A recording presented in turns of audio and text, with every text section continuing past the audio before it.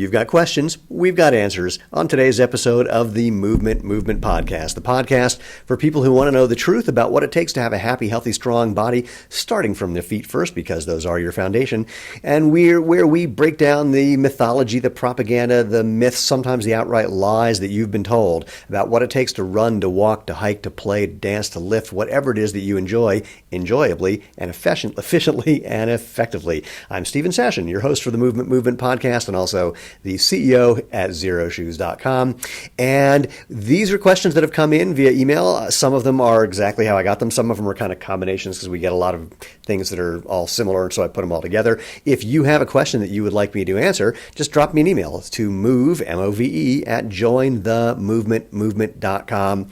And speaking of which, go to www.jointhemovement.com, where you can find out all the different places that you can engage with the podcast, where you can find the video, or all the different places you can find the audio, or our Facebook page, or our Instagram or YouTube, or, all those different things. And of course, I'd love to have you review and subscribe and rate and rank and share and all those things that, you know what you're supposed to do with the podcast. If you want to be part of the tribe, please subscribe. And when I ask if you want to be part of the tribe, it's because this whole idea of creating a movement where we're making natural movement the obvious, better, healthy choice, the way natural food is, it's all about you. This is a grassroots thing. The more people who experience the fun and the benefits and the freedom of natural movement, the more we're creating a movement. So happy to have you on board. Happy to have your help. Can't wait to see what happens as we change the world.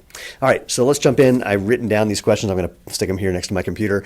Some of these are critical questions. Some of these are supportive, helpful questions. We're going to be covering things like what professional runners wear, what happens with, did people actually prove that being barefoot or natural is bad for you, about transitioning to natural movement, and what's the last one? What did it say? And about strengthening. One of the most important things. Again, feet first, strong feet. We'll talk about that too. So let's jump in with the first one. This is one of my favorite questions. Why don't professional runners go barefoot or wear minimalist shoes? Well, there are a couple of answers to that. My favorite is they do. You just need to look. Especially start with my people, sprinters. Take a look at sprinters. If you look at a pair of sprinting spikes, and if I was smart, I would have a pair of mine here with me. All they are is a super thin, typically piece of plastic, basically. That's the spike plate, the thing that holds the metal spikes that you use to get a little better grip on the track. That's what the spike plate is, P-backs or some other forms of plastic, and then just a tiny bit of cushioning, and that's it. They're super lightweight. They're not very flexible. They're trying to give you some spring, so they don't have the whole natural movement thing down. But in terms of minimalist or barefoot, they are super minimalist. Then move up to middle distance runners, up to about a mile typically, and look at their shoes. They're in a shoe that's called a racing flat, and it's about as close to minimalist as any major shoe company is typically going to create, but it's pretty close to what human beings have been racing in for, well, as long as we've been making shoes, as long as companies have been making shoes for people to race in. In fact, Zero Shoes, we've just launched a brand new racing shoe. This is our Speed Force, named after the comic character The Flash, because what gives him his power is the Speed Force, and we think these can do the same for you. But the gist is really simple. Again, as close to nothing as you can have between you and the ground, except a typical racing flat from a big shoe company still has a couple of things that I would say are wrong with it. One, more cushioning than you need. Think about this. Cushioning, shoe companies love to use the phrase energy return for how good their cushioning is. There's no such thing as energy return. All cushioning sucks energy out of you.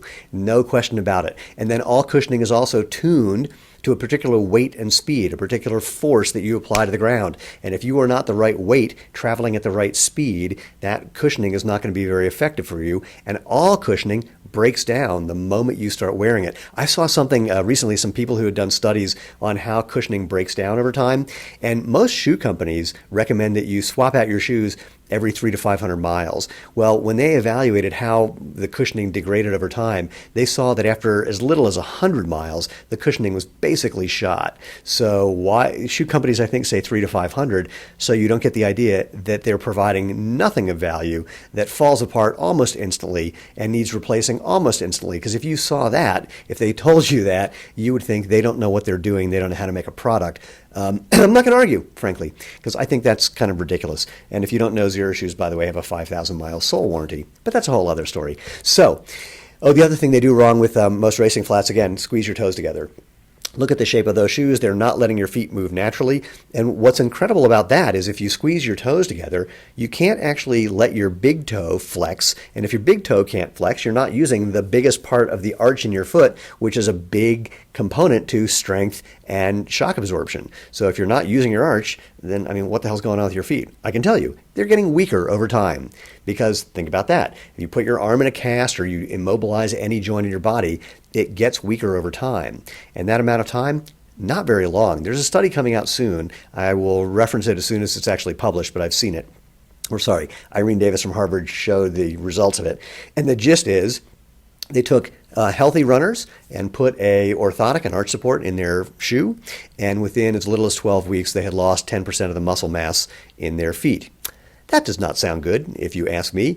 Now, when people hear that, they think, oh my God, what happens over time? You must get to zero muscle mass and you can't use your feet at all. That's not, of course, true. You kind of hit diminishing returns and kind of flattens out. But more importantly, you're obviously making things weaker by not using them.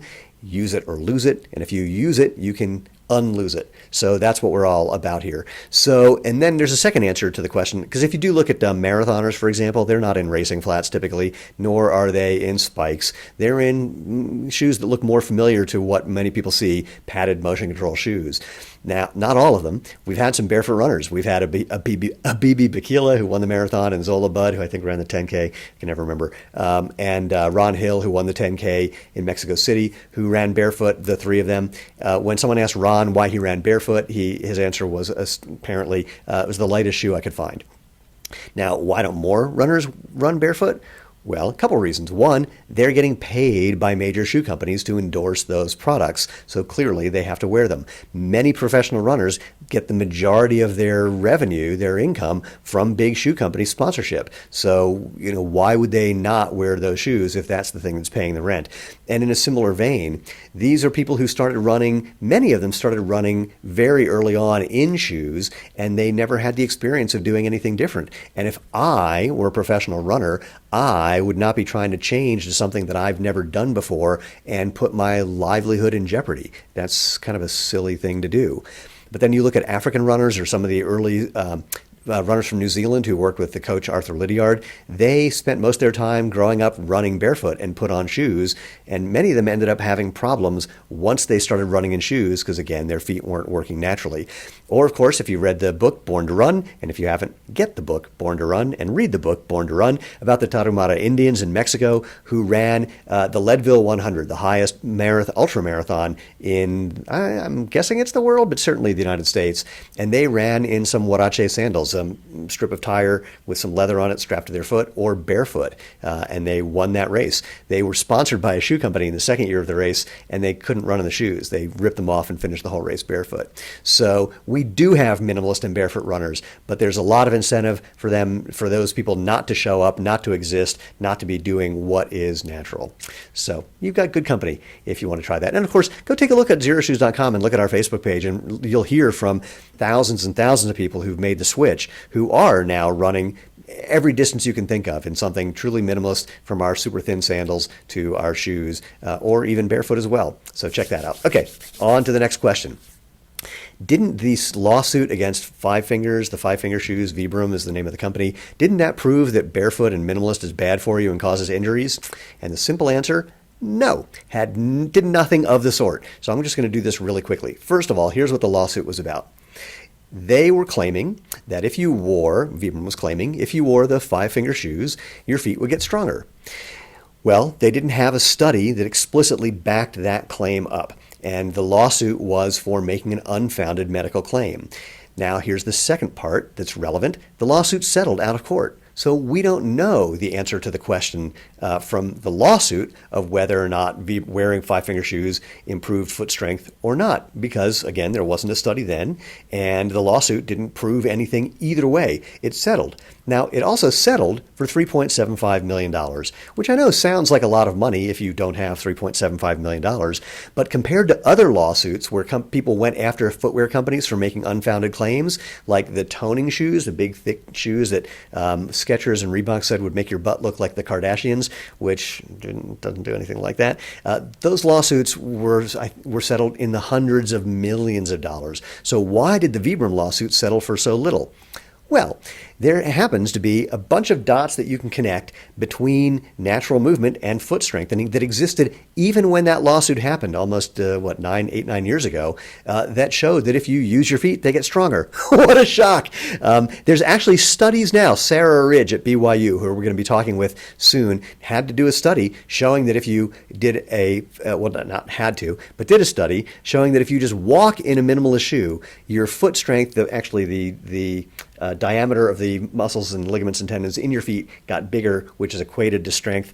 Your foot strength basically got stronger the same way that would happen if you were doing a exercise program specifically for doing foot strengthening. So the thing that amazes me about this is, why do we have to prove scientifically something so obvious that if you use something, it gets stronger, or can. If you don't use it, it gets weaker. And the answer is just shocking, because the big shoe companies don't have anything of the sort. They don't have studies showing that their products reliably make you a better, faster, less injured, stronger runner. But what human beings have been doing for millennia, we somehow have to prove that it's legit. Okay, whatever you say. So here's another thing about, and one of the studies that could have been cited, and here's my suspicion. I think that Vibram, who really didn't care about the suit, I mean, they weren't really committed to that product at the time. They just wanted to make it go away, and for them, $3.75 million was like, good, let's make it go away. I think that they at least were showing that there were studies out there done originally with the Nike Free in like oh gosh, I don't remember when, well before the whole barefoot minimalist boom kicked in about 2009, showing that wearing those shoes made your feet stronger. Not as much as something that's truly minimalist that doesn't elevate your heel and have a whole lot of padding and squeeze your toes together, but nonetheless, even that shoe is better than what was traditionally being recommended for running and provided more foot strengthening than a regular running shoe. So I think there was enough doubt in the minds of the defense, the plaintiff in this case, the people suing Vibram, that they were more than willing to settle for that small amount of money. Now, I don't know that this is true, but I have a sneaking suspicion that that lawsuit was instigated or supported by some major shoe company or companies. Again, maybe not, but it just seems like such a weird thing to do, because 50% of runners get injured every year, 80% of marathoners get injured every year. We don't see similar lawsuits against Nike and Reebok and Merrell and Adidas and all those other companies. Why? Is a fascinating question that somebody might investigate at some point. All right, let's move on to the next question. This is, and this one I'm giving verbatim. How long will it take for me to transition? And it just stopped there. And it came from someone named Terry. Now, I'm hoping that Terry was asking how long it takes to transition to being able to be comfortable in a barefoot running or in a minimalist shoe, and not some other kind of transition that I know absolutely nothing about. But you never know.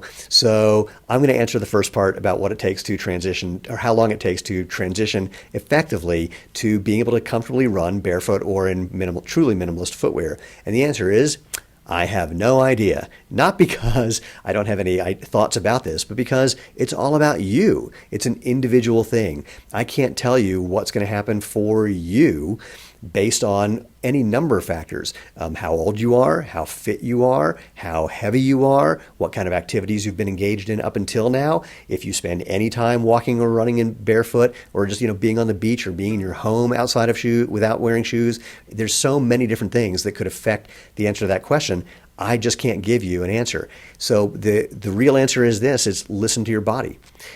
Don't do too much, but that's stupid, because the only way you know if you did too much is by having done too much. So suffice it to say, start slow, start easy. I always say, if you want to transition to barefoot running, get on a nice, smooth, hard surface that's going to give you the most feedback. Take off your shoes. If you want to wear zero shoes, you can. Our shoes are our sandals. But if you really want to make the transition, go barefoot. It's going to give you the most information and be the most helpful.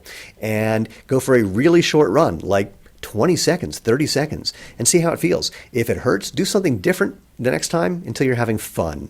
And then once you're having fun and you can do it enjoyably without getting sore the next day or anything, then extend that 20 or 30 seconds by 10 seconds the next time. And then another 10 seconds after that, and 10 seconds after that. It'll build up much more quickly than you imagine, but just really, really take your time. And if you feel like you've gotten injured in some way, that's because you're doing some form-related thing incorrectly that you're going to want to correct. And it's typically one of a couple things. What's referred to as overstriding, reaching out so your foot lands way in front of your body, body. Try and get that underneath your body. Try and land on your forefoot or your midfoot. You don't need to stay there. You don't need to stay on your toes, but just that landing lets you use the shock absorber that's built into your foot, and then the shock absorber is built into the rest of your legs.